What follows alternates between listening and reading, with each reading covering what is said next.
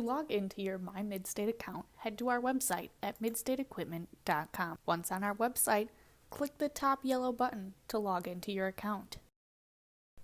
On the side toolbar, click on Parts, then Shop for Parts.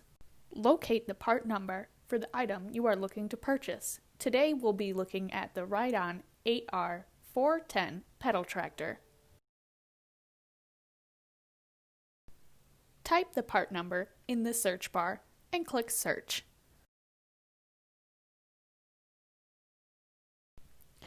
If your product is in stock, add your quantity and add to basket. After you've finished your shopping, click your cart to review your items. After reviewing your items, click Checkout Items.